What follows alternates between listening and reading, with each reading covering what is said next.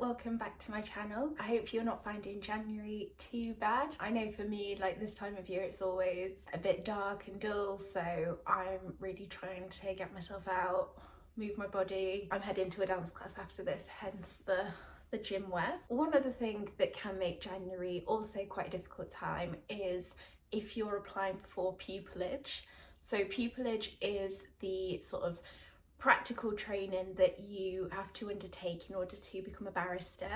It can be a really competitive process and quite a draining process because it happens once a year. I applied for pupillage last year and got pupillage last year as well. So I thought that what I would do is sit down, talk a little bit about my experience applying for pupillage and also give you my 10 top tips for applying for pupillage.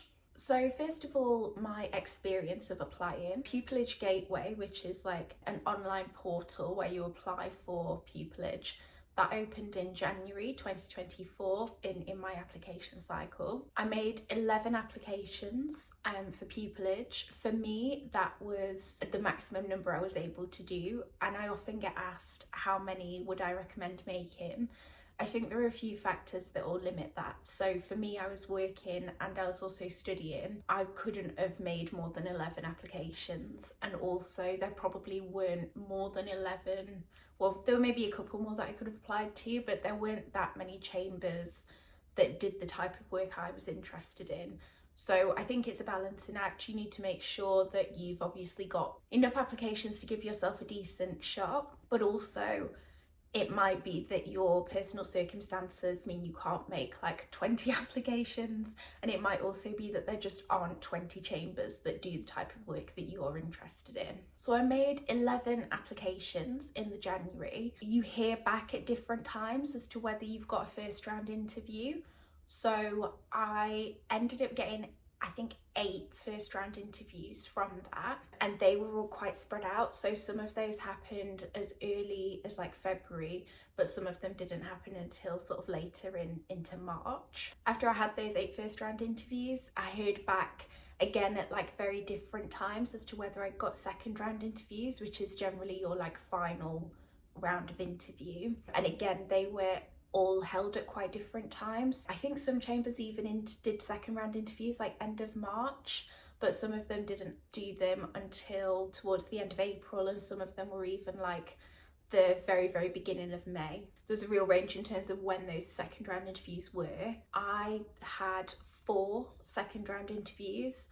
3 of those turned into offers and 1 of them I was rejected. So I got those 3 offers in May. I then had to decide which one I wanted to take up. Out of the 3 offers, there were sort of 2 chambers that I was really torn between. I really wanted to have like a strong public law practice and be at chambers that would be able to like had a good enough reputation for me to get like really good quality public law work. I wanted to be at chambers that really valued diversity and inclusion, because that's something that I really see myself wanting to work more on in future. So that was really important to me. And also just like the general culture of the chambers. Like obviously you're self-employed, but the people at the chambers you're still likely to be interacting with day in, day out. Typically barristers don't move from their chambers, or they like only move once or twice during their career.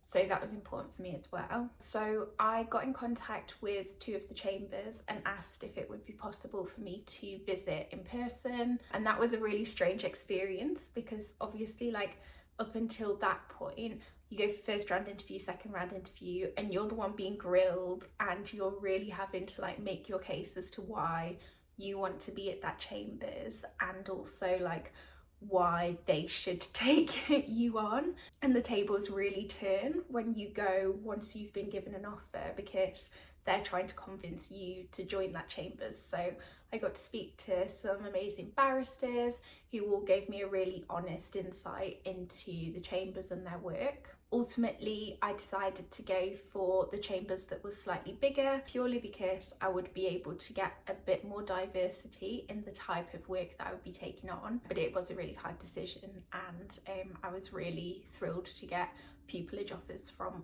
all 3 of those chambers. So that's a very, very brief overview of my pupillage application experience. I'm happy to answer any questions. If you want to send me a message on Instagram or just comment down below, that's totally fine. I sat down and made a list of like my 10 top tips that if I was talking to myself a year ago, I would give. And these are also sort of the tips that I've passed on to my friends who are applying for pupillage this year. If you would like more content on a particular part of the pupillage application process, so for example, if you want me to do a video about pupillage interviews, that's fine, just comment down below and I'll see what I can do. So if I keep looking down, it's because I've got my notes right here. But my first tip is don't underestimate how long it'll take to fill in the work experience section on Pupillage Gateway. So the way Pupillage Gateway is set out is you have like a generic section that you fill out and goes to all of the chambers that you apply for. It asks you for all of your work experience. It's basically like a CV. It just asks when you were working at a particular place and what your responsibilities were. If you're like me and had like quite a lot of part-time jobs alongside studying, this will take quite a while to fill in. Don't leave it until the last day and make sure that you set aside time to fill that in, because it did take me longer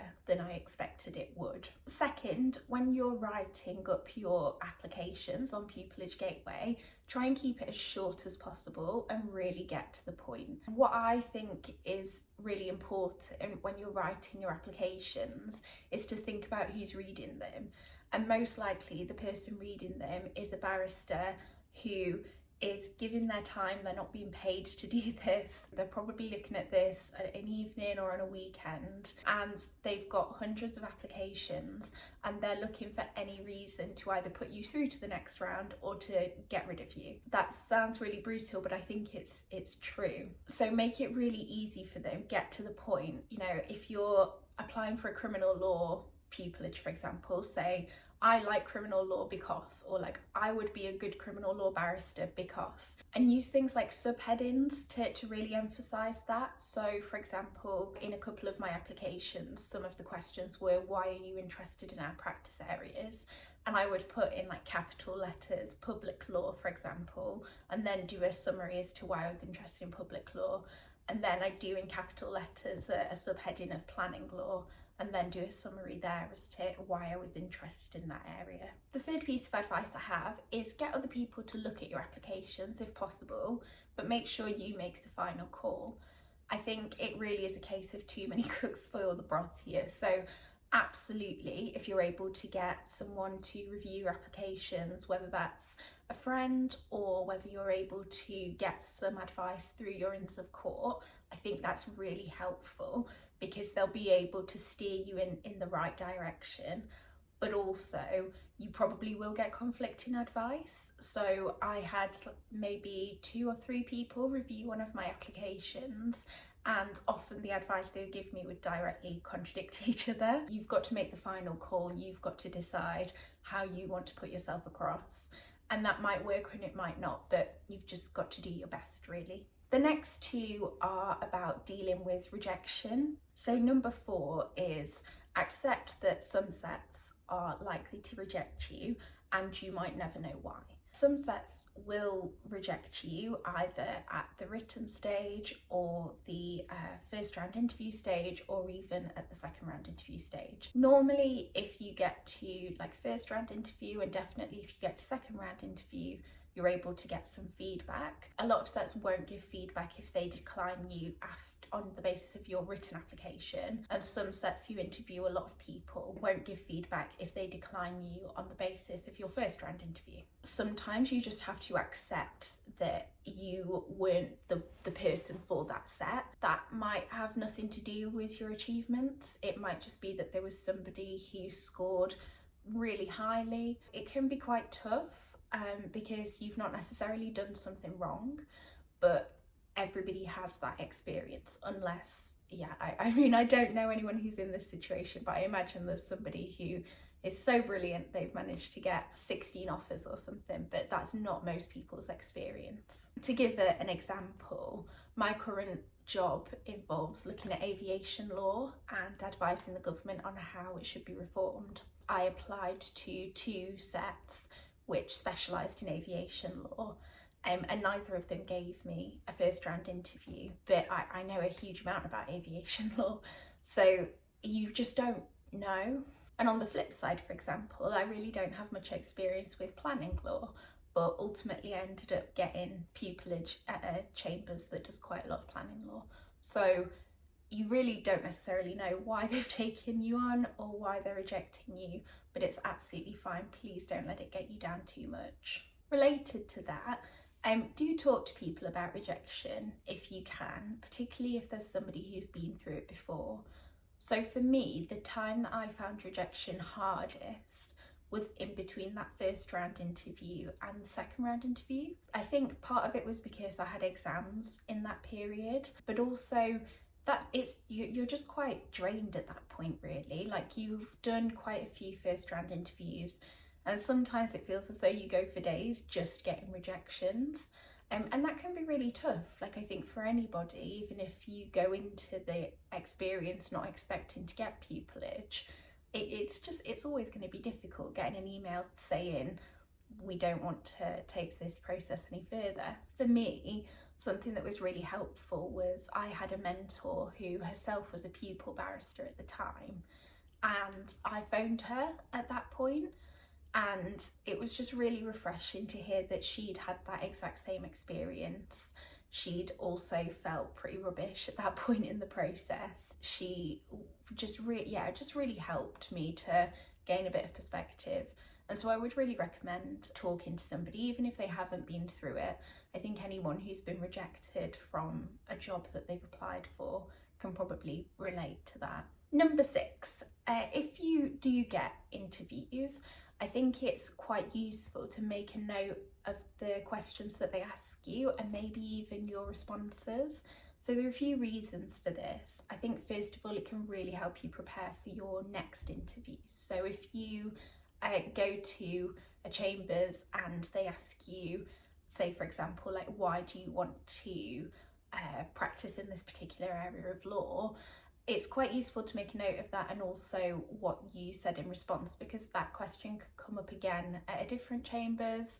And it's also good to know, if you then get a second round interview, what it is that you covered in that first round interview, so you can make sure you're giving the interviewers all of the information that they might want. Also, for me now, it's really helpful for me to have that information about what I was asked at interviews last year, because I'm now helping people who are going through the pupillage process this year, and I'm able to share some of the questions that I was asked, which is therefore like helping to prepare them. Number 7 is to contact chambers if there are any issues. Generally, in my experience, they have been very accommodating. So that might be something like you have a disability or a long-term illness, that means you might need a bit of extra support in the pupillage process. Please contact them, particularly if there are assessments that you might need extra time for. Generally, I think, chambers are always really, really happy to help you with that. But also, if just on the day there's an issue, so for example, if you have an interview and you're unwell, do get in touch with them. So the chambers that I actually ended up choosing at the end of the pupillage application process, on the day of my second round interview, I had really, really bad vertigo, and I couldn't properly move my head around because it made me feel so dizzy. And in the second round interview, I was interviewed by, I think, like 6 or 7 people, all sat round a table. And so I just got in touch, first of all, to let them know that I wasn't feeling too well.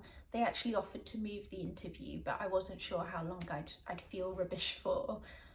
So I just gave them the heads up that if I wasn't making direct eye contact with every single person on the panel, that was just because I really wasn't feeling well. And they were so accommodating. They offered to stop the interview if I felt like I needed a break. They gave me a little bit extra time to read the question that I was given before the interview, and overall it was a really positive experience. Number 8 is, before you go into your interview, really make sure that you know your CV and also think about how it connects to your skills as a barrister. So for me, the most random example I had an interview where I was asked to explain a complex linguistic concept, because I wrote on my CV that I'd worked as an English teacher, and as part of that had to explain complex linguistic concepts to a class of children. And so I was put on the spot, and so had to think about a concept, explain it, and then also at the end sort of include a little bit about why being an English teacher had prepared me to be a barrister. So just make sure you know your CV. There's probably several things on there that you think are of no relevance to being a barrister and you think won't even be read, but I think actually that can be something that really interests the panel. So if there's something on your CV, make sure you know all about it. Number 9 is be yourself.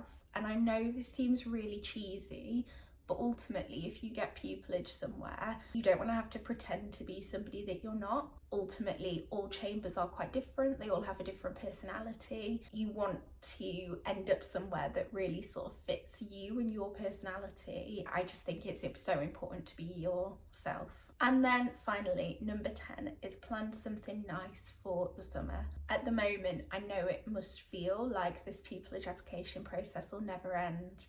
And there's also the worry that you'll go through the whole process and it'll be really stressful and then you won't end up with a pupillage offer.